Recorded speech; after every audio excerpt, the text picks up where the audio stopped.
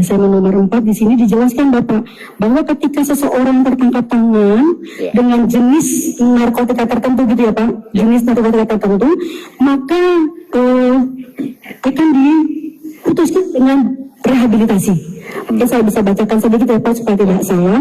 Ada di dalam surat edaran nomor 4 tahun 2010 tentang penetapan korban penyalahgunaan dan pecandu narkotika ke dalam lembaga rehabilitasi medis dan rehabilitasi sosial. Tadi kalau Bapak tanyakan kira-kira kalau dengan jenis narkotika jenis ini dengan ukuran berapa, apakah dia akan masuk di dalam penjara lah seperti itu ya, pidana. Maka di sini Pak disampaikan bahwa kalau misalkan tertangkap tangan barang bukti dalam 1 hari, ya misalkan kelompok sabu, ya, metamfetamin itu, ini Pak ya ini, tapi mohon izin ini sebagai informasi ya, jangan nanti akhirnya dipotong-potong gitu kan ya, dikurangin gitu kan BB-nya yang 1 gram Pak.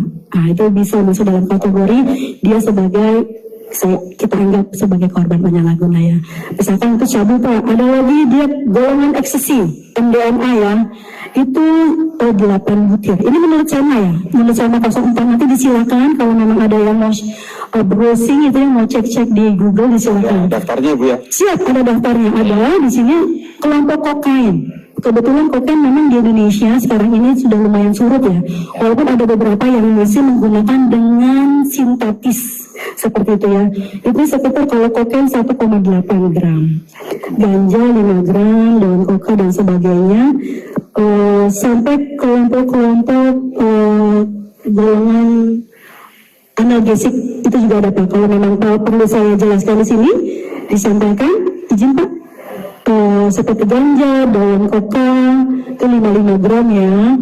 Lalu kelompok LSD Pak. Ini LSD ini kalau Ibu tahu pernah melihat ada jenis narkotika, dia jenisnya seperti perangko. Itu LSD Pak. Jadi dia diletakkan di atas langit-langit lidah atau di bawah lidah. Ya, dia efeknya lumayan membuat orang nge-fly Pak, gitu ya. Dan ini juga Pak kalau ketahuan pakai juga dapat Pak kena ya. Kalau misalkan kurang dari itu ya kita masuk dalam proses rehabilitasi seperti itu. Dan di sini diperlukan sekali kebijakan dari hakim ya Pak.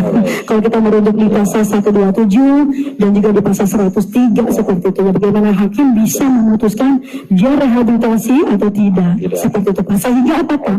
Lapas kita nggak penuh dengan yang namanya korban penyalahguna gitu Pak. Selama ini kan kita udah over capacity dan hampir banyak ya